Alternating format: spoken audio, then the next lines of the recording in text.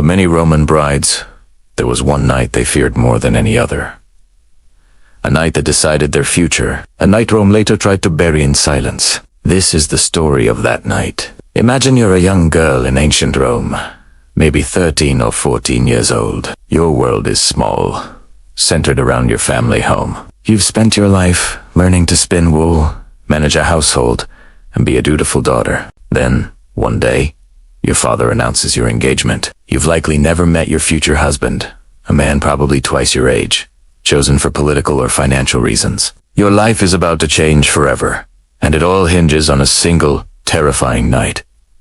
Your wedding night. The Roman wedding, or Patriarchy for the elite, was a day of immense ceremony and symbolism. The bride would wake before dawn, dedicating her childhood toys to the household gods, a poignant farewell to the only life she's ever known. She'd be dressed in a special white tunic, the tunica recta, woven on an upright loom. Her hair, parted with a spearhead, would be styled into 6 elaborate braids, a style associated with the sacred Vestal Virgins. A bright, flame-colored veil, the flammium, would cover her head, symbolizing both her modesty and the fire of the hearth she was soon to manage. Everything was designed to transform her from a girl into a matrona, a respected Roman wife. The ceremony itself was a public affair. Vows were exchanged, a sacrifice was made, and a contract was signed. Then came the feast, a joyous celebration with family and friends. But as the sun began to set, a shadow of anxiety would fall over the bride, because after the party came the procession,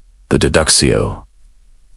In Dumum Mariti, this was the moment she left her family home for good. The procession was a spectacle. Flute players and torchbearers would lead the way, a boisterous crowd singing raucous, often bawdy songs. The bride would be escorted by 3 boys, 2 holding her arms and 1 carrying a torch of hawthorn wood. It was all a performance, a public display of transferring ownership from her father to her husband. As she arrived at her new home, she would anoint the doorposts with oil and wool, and her husband would carry her over the threshold. This wasn't just a romantic gesture. It was to prevent the bad omen of her stumbling. And then, the door would close. The crowd would disperse. She would be alone with a man she barely knew, in a house that was not her own. This is the part of the story that Roman historians often glossed over, the part that was left to private whispers and personal fears. This was the consummation of the marriage. For a young girl, this moment was filled with dread. She had been raised to be modest and chaste, her value intrinsically tied to her virginity. Now, she was expected to submit to a man who was a complete stranger. There was no concept of consent as we understand it today. Her duty was clear, to produce legitimate heirs for her husband. The success of the marriage, and her entire future standing in society, rested on her ability to conceive, preferably a son. The wedding night was a test. Was she fertile? Would she be a good wife? The pressure was immense. The physical act itself, often with a much older and more experienced man, would have been intimidating, confusing, and likely painful for a girl who had no education on the matter. Roman medical texts from the time, written by men like Cyrannus of Ephesus, offer a glimpse into the clinical and often detached view of female anatomy. The focus was purely on procreation. The bride's feelings, her comfort, her fear, these were secondary, if considered at all. Think about the psychological impact. She's been ripped from her family, her home, her entire support system. She's in an unfamiliar place with an unfamiliar person, facing a duty she's been taught is both sacred and terrifying. The power imbalance was staggering. Her husband held all the authority. He could divorce her for infertility, and her reputation would be ruined.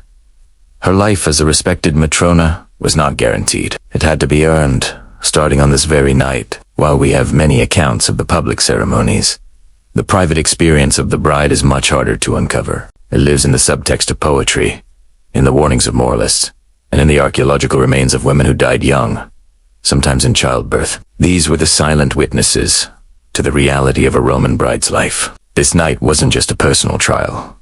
It was a cornerstone of Roman society. The family, the domus, was the basic unit of the state. Legitimate children ensured the continuation of family lines, the inheritance of property, and the stability of the social order.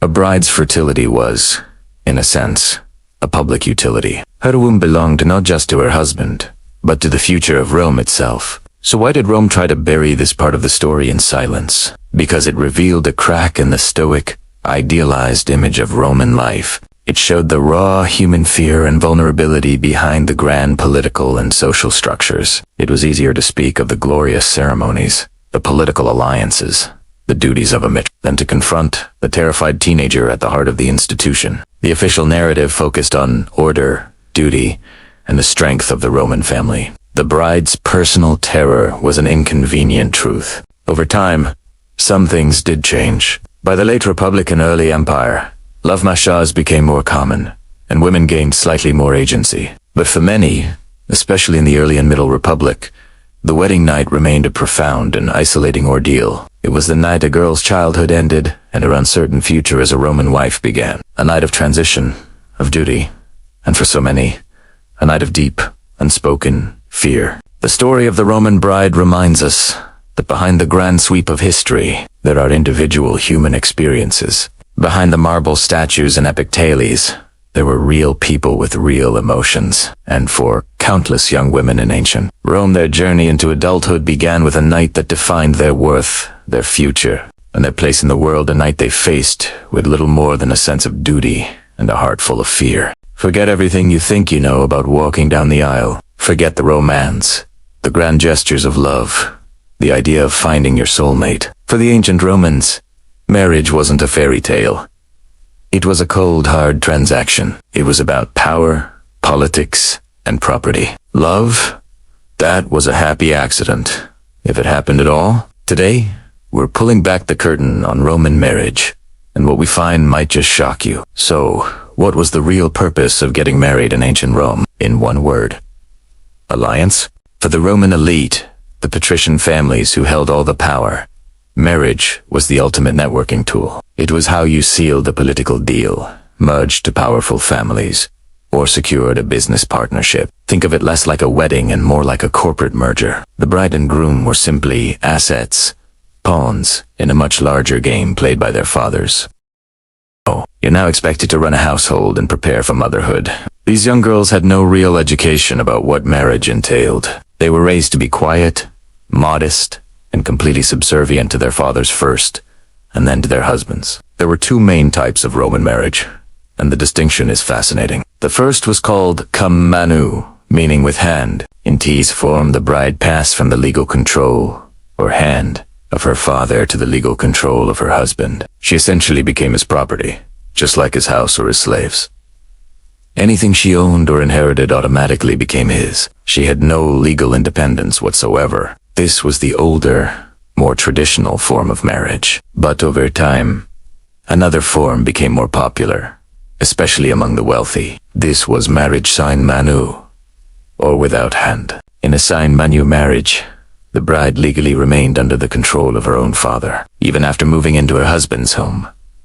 Why was this preferable? For the bride's family, it meant they could keep control over her dowry and any property she inherited. She wore a bright yellow or saffron-colored cloak and a veil of the same color, called the flammeum. Her hair was elaborately styled into 6 locks, a very traditional look. The ceremony itself would often take place at the bride's family home. There would be animal sacrifices to consult the gods and ensure they approved of the union. The couple would join their right hands in a gesture called dexterum unctia, a symbol of their bond. Then came the feast, a massive celebration with food, wine, and music, showcasing the family's wealth. After the party, a dramatic procession would begin. A crowd of friends and family would pretend to tear the bride from her mother's arms, symbolizing her reluctance to leave her childhood home. They would then escort her to her new home, singing cheerful and sometimes very explicit songs along the way, meant to encourage fertility. When she arrived, her husband would carry her over the threshold. This wasn't a romantic gesture. It was to prevent her from tripping, which was considered a terrible omen for the marriage. Once inside, he would offer her fire and water, symbols of her new role as mistress of the household. Now, you might be thinking this all sounds terribly bleak, and for many women, it was. But it's also important to remember that this was their normal. Roman society didn't prize individualism the way we do. Duty to the family and the state was paramount. A Roman woman's power, or dignitas, came from being a respected wife and mother. A matrona, running a large household with numerous slaves, was a complex and demanding job. She was the manager of the domestic sphere, and by producing strong sons who would become future leaders and soldiers, she was performing a vital service to Rome.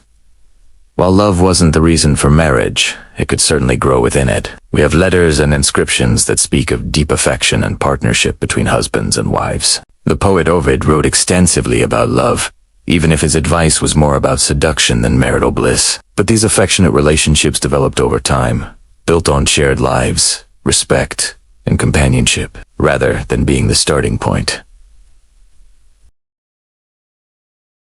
While we may find it harsh and unromantic, it was the very bedrock of their society for over 1,000 years. It's a powerful reminder that the things we take for granted, like marrying for love, are actually very modern inventions. Hey everyone, and welcome back to our channel. Today, we're diving deep into the past to explore a topic that feels so universal, yet was seen so differently by one of history's greatest empires. Love in ancient Rome. We often think of love as this beautiful, essential part of life, the stuff of poems and songs. But what if I told you that, for the Romans, love, especially the passionate, romantic kind, was actually considered dangerous? That's right. To the pragmatic and disciplined Roman mind, strong emotions were a weakness. They believed that falling head over heels in love could cloud your judgment, make you irrational, and worst of all, undermine the strict discipline that held their society and their legions together. For a civilization built on order, logic, and military might, something as unpredictable as love was a threat to the system. It was seen as a kind of temporary madness, something that poets might write about, but that serious, respectable citizens should avoid. So, if love wasn't the goal, what was the point of marriage? Well, for the Romans, marriage had very clear, practical purposes. It wasn't about finding your soulmate or personal happiness. First and foremost, marriage was about procreation. The primary duty of a Roman wife was to produce legitimate children, specifically sons, who could carry on the family name, inherit property, and perform the necessary ancestral rites. Without heirs, a family line would simply die out, which was a terrible fate in their view. The second major purpose of marriage was to form strategic alliances. Noble families would arrange marriages for their children to consolidate wealth, gain political power, or secure social standing. A wedding was less a celebration of love and more like a business merger. It was a contract between two families, designed to benefit the collective, not the individuals involved. The personal feelings of the bride and groom were, frankly, irrelevant. Your happiness was secondary to the stability and prosperity of your family. This brings us to a really powerful concept in Roman society, the Patriarchy, which literally means the power of the father. This was the absolute, lifelong authority a Roman father, the paterfamilias, held over his entire household. And when I say absolute, I mean it. He had legal control over his children, his grandchildren, and even his great-grandchildren, no matter how old they were. This power was immense. The paterfamilias decided who his children would marry, and they had no say in the matter. He could sell his children into servitude, and in the early days of Rome, he even held the power of life and death over them. While this extreme power was rarely used in later periods, the legal principle remained. Your life wasn't your own. It belonged to your father. He managed your property, approved your career, and dictated your future. You were essentially under his command until the day he died. Only then would a son become his own man, a paterfamilias, in his own right. For daughters, the situation was even more restrictive. A daughter was always under the control of a man, first her father, and then, after marriage, her husband's authority often took precedence. In this patriarchal world, a daughter's body was not considered her own. It was viewed as part of the family's property, a valuable asset to be managed. Her virginity was guarded fiercely, not for her own sake, but because it guaranteed the legitimacy of any children she would later have, ensuring that the family's bloodline and inheritance remained pure. Her marriage was a transaction, where she was the piece being moved on the chessboard of family politics. So, where does that leave actual affection? Did romance never fall in love. Of course, they did. They were human, after all. We have love poems from poets like Catullus and Ovid that are filled with passion, jealousy, and heartache. But this kind of intense, romantic love, what they called amour, was typically seen as something that happened outside of marriage. It was the stuff of illicit affairs and secret trysts, often with people of a lower social status, like slaves or freedwomen, who weren't considered suitable marriage partners. Within a marriage, the ideal was not amor, but caritas, a kind of calm affection, respect, and loyalty. A husband and wife were expected to be partners, to work together for the good of the family. Over many years, a deep bond of companionship and mutual respect could certainly grow. We have touching inscriptions on Roman tombs where a husband mourns his dear, loyal wife, or a wife praises her kind and just husband. So, affection did exist, but it was a quiet, dutiful love that grew over time, not the fiery passion that we often associate with romance today. It's fascinating to see how a society's values can shape something as personal as love. For the Romans, duty, family, and the state came first. Personal desires were a luxury, and often a dangerous one. Their view of love and marriage was a direct reflection of their priorities: order, legacy, and power. It's a stark contrast to our modern emphasis on individual choice and romantic fulfillment. What do you think? Could you live in a world where your marriage was decided for you? It's a really interesting thought experiment. It makes you appreciate the freedoms we often take for granted. The Roman world was complex, and while their approach might seem cold to us, it was the bedrock of their incredibly long-lasting civilization. Have you ever wondered what a wedding was really like for a Roman woman? Peel back the layers of history and explore the stark truth behind Roman marriage. A world where a woman's life was a journey from one man's control to another's. Imagine being a young girl in ancient Rome. Your world is defined by the authority of one man, your father, or the patriarch. She manages the household, oversees the slaves, and raises the children, but always under the ultimate authority of her husband. A good wife was one who was chaste, obedient, and silent. Over time, another form of marriage became more common, known as sin manu, or without the hand. Divorce also became easier and more common, initiated by either the husband or, in sin manu marriages, the wife's father. The wife was still expected to be subordinate to her husband in the home. The cultural pressure to be a dutiful, obedient matrona was immense, regardless of the legal framework of her marriage. The stories of Roman women that have survived are often those of the exceptions, the powerful, the rebellious, the scandalous.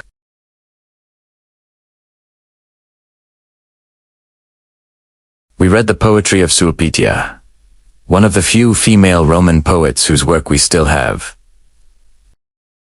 Their weddings were not the beginning of a shared life between two equal partners. They were a public and legal ceremony that marked a woman's transition from her father's property to her husband's.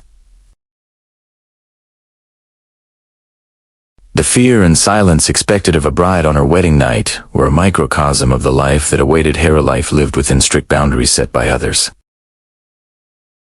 Imagine a world where your wedding day, a day of celebration, turns into a night of absolute terror. For young Roman brides, this was their reality. Let's journey back in time to uncover the dark side of Roman weddings. The streets of ancient Rome are alive with celebration. It's a wedding day. Laughter rings through the air, music plays, and everyone is feasting. The bride, often just a young girl, sometimes as young as 12, is the center of attention. She's dressed in a beautiful white tunic, her hair intricately braided, a symbol of her purity and transition into a new life. The procession to her new home is loud and boisterous, filled with torches, songs, and even some risk jokes to ward off evil spirits. It's a public spectacle, a joyful union of two families. But as the sun sets and the party winds down, a chilling silence replaces the festive noise. The laughter stops at the threshold of the couple's new bedroom, the cubiculum. This is where the public joy ends and a private nightmare begins for many young brides. They were completely unprepared for what was to come. There was no education about intimacy, no gentle guidance, no conversation about consent. The concept of a loving, mutual first experience was utterly foreign. Instead, they were raised to believe their sole purpose was to obey their husbands and produce heirs for the family. Imagine being a young girl, barely a teenager, suddenly alone with a man who is often much older, a man you barely know.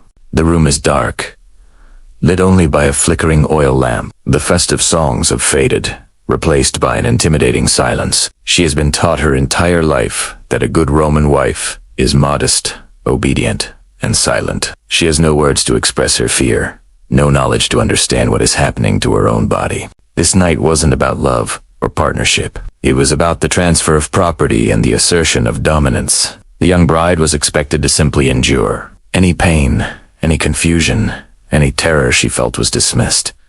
It was her duty. Her resistance, if she dared to show any, would be seen as defiance against her husband and the entire social order. Crying was a sign of childishness, not a response to trauma. She had to accept her fate, silently. The experience was often brutal and painful, a stark contrast to the joyful celebration just hours before.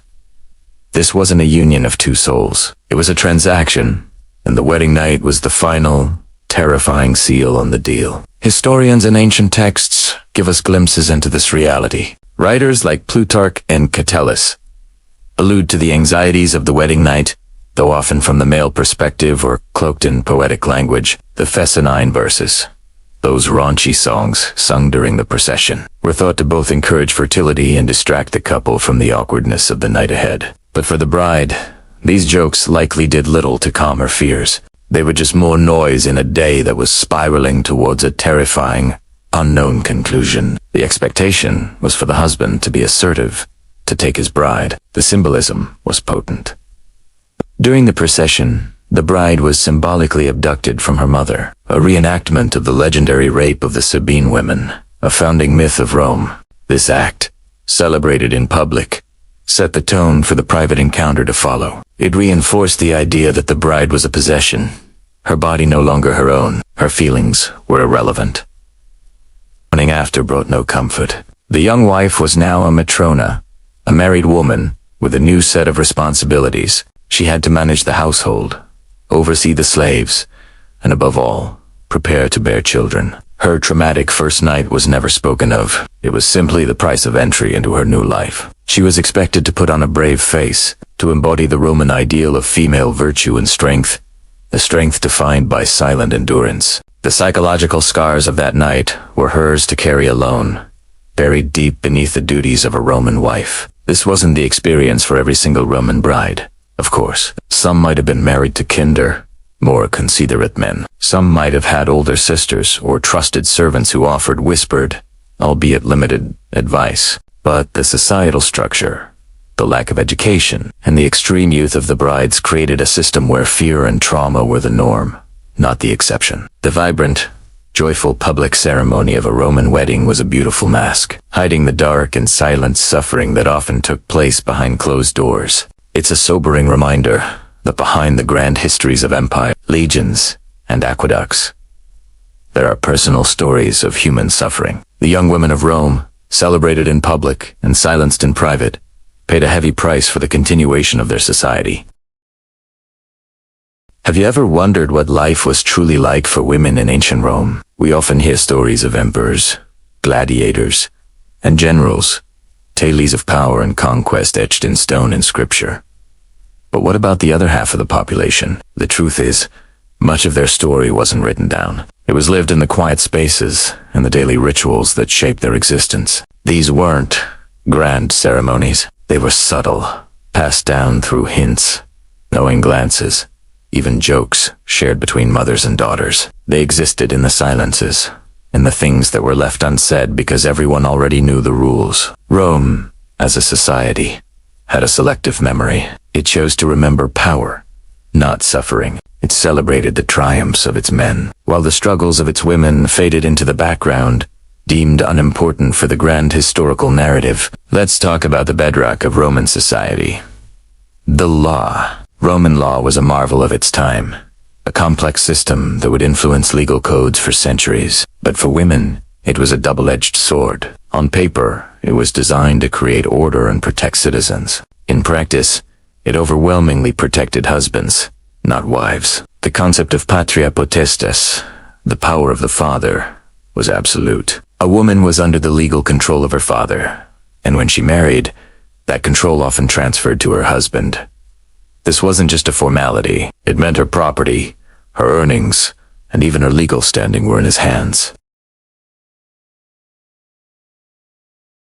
While the law provided some recourse in extreme cases, the system was fundamentally built to uphold male authority within the household. It created a world where a woman's security and well-being were almost entirely dependent on the character of the man she was bound to. Now, lay a religion on top of this legal framework. Roman religion was deeply intertwined with daily life and social order. The gods weren't just distant figures. They were part of the family. The lares and penates were household gods, protectors of the home, and the male head of the household was the chief priest of this domestic cult.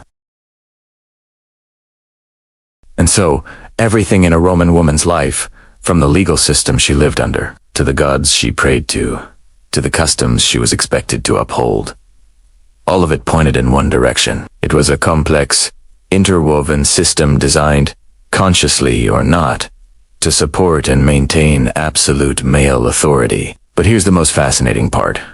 Women weren't just passive victims. Within these rigid constraints, they found ways to carve out their own spaces, their own forms of influence and power. They were the managers of the household, a domain where their authority was often respected. They were the primary educators of young children, instilling Roman values in the next generation. Through networks of friendship and family, they built powerful alliances. Think of influential mothers like Cornelia, mother of the Gracchi brothers, who was celebrated for her intellect and virtue, shaping her sons into major political figures. Wealthy women could become significant patrons, using their resources to support artists, build public works, and wield influence behind the scenes.